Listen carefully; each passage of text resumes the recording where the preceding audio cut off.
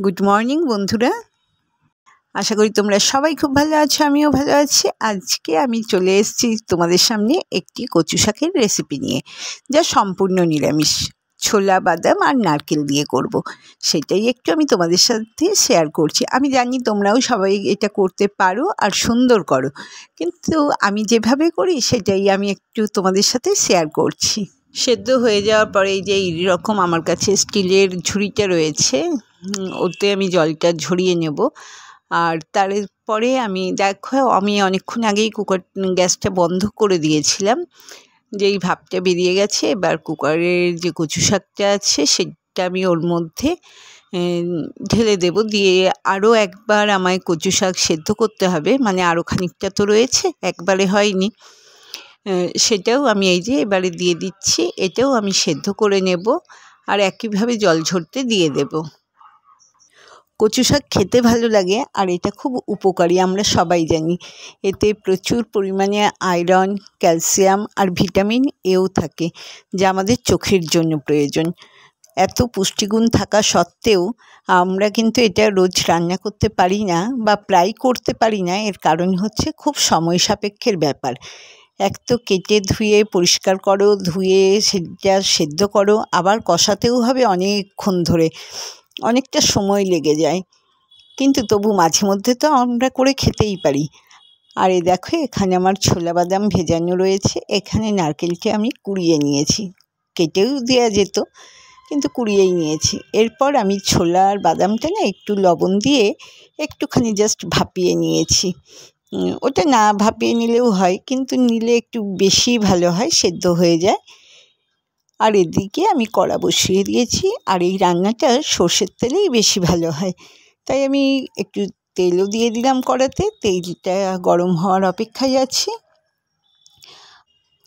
তেলটা গরম হলে আমি ওতে ফোড়ন হিসাবে দেব তেজপাতা, পাঁচফোড়ন আর একটু মৌরিও দেব, অল্প অল্প করে কিন্তু দেব, আর গোটা শুকনো লঙ্কা। এই ফোড়নটা দিলে সুন্দর একটা স্মেল বেরোয়, আর নিরামিষ রান্নাতে একটু ফোড়নের ব্যবহার করতেই হয়। আর আজকে আমি কচু শাকটা করব সম্পূর্ণই কাঁচা লঙ্কা দিয়ে। পুরো ঝালটাই হবে কাঁচা লঙ্কার। আসল কচু শাকটা কাঁচা লঙ্কাতেই ভালো লাগে। আগের দিন আমি যেদিন চিংড়ি মাছ দিয়ে করলাম, সেদিন আমায় গুঁড়ো শুকনো লঙ্কা ব্যবহার করতে হয়েছিল, কারণ পর্যাপ্ত পরিমাণে আমার কাছে কাঁচা লঙ্কা সেদিন ছিল না। কিন্তু আজকে আমি কাঁচা লঙ্কা দিয়েই করব। দেখো, ফোড়নটা আমি কিন্তু দিয়ে দিয়েছি, আর সুন্দরভাবে ফোড়নটা থেকে সুন্দর স্মেলটাও আসছে। এরপর আমি এর মধ্যে দিয়ে দেব কুড়িয়ে রাখা নারকেলটা। সেটাও আমি হালকাভাবে একটু ভেজে নেব। আমার যে সকল বন্ধুরা ধৈর্য সহকারে আমার ভিডিওটা দেখছো, তাদের জন্য রইল অনেক অনেক ভালোবাসা। নতুন বন্ধু, পুরনো বন্ধু, প্রত্যেকের জন্য। আর ফার্স্ট টাইম যদি কেউ ভিজিট করো আমার চ্যানেলটা, যদি ভালো লাগে আমাকে বন্ধু করে আমার সাথে থেকে যেও। আর পাশে থাকা বেল আইকনটা, ওটা ক্লিক করে দিও। তাহলে আমি যখনই নতুন ভিডিও দেব, তোমরা তোমাদের সময় মতো দেখে নিতে পারবে। তোমাদের সাথে কথা বলতে বলতে আমার নারকেলটাও ভাজা হয়ে গেছে। আর তারপরে দেখো, আমি ছোলা বাদামটাও দিয়ে দিলাম। এরপর অল্প একটু হলুদ দিলাম, লবণও দিয়ে দেবো। দিয়ে এটাকে আমি আবার সুন্দরভাবে একটু নেড়ে চেড়ে নেব। আর তারপরে দিয়ে দেব সেদ্ধ করে রাখা কচু শাকটা। দেখতে তো হয় অত, মানে দুবার কুকারে আমি সেদ্ধ করলাম, কিন্তু সেদ্ধ হওয়ার পরে হয়ে যায় একটুখানি।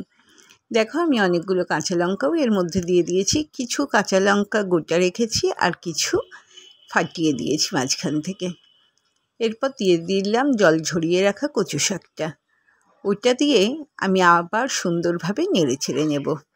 আর এই কচু শাক রান্নাতে কিন্তু ঝাল মিষ্টিটা সুন্দরভাবে হতে হয়, মানে শুধু ঝাল হলেও ভালো লাগবে না, এর সাথে কিন্তু মিষ্টি হিসেবে আমায় চিনির ব্যবহার করতেই হবে। সুন্দরভাবে নেড়ে চেড়ে নিচ্ছি।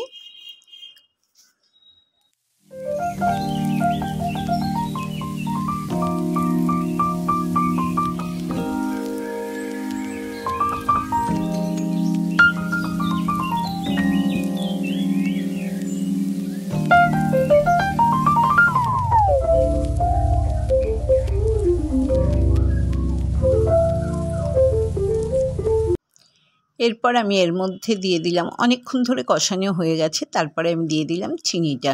চিনিটা দিয়েও আরও বেশ কিছুক্ষণ কষানো হবে, এটা আরও শুকাবে। আর যতটা আমি শুকিয়ে নিতে পারবো ততই বেশি টেস্টি হয় কিন্তু কচু শাক।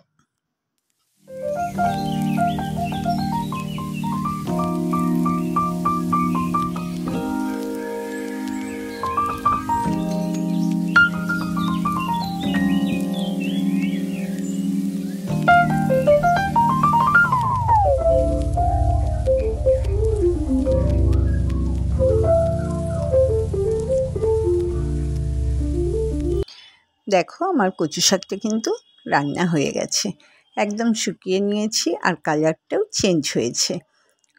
আর পরে ভয়েস দিচ্ছি তো, খেতেও কিন্তু খুব সুন্দর হয়েছিল, যেমনি ঝাল তেমনি মিষ্টি।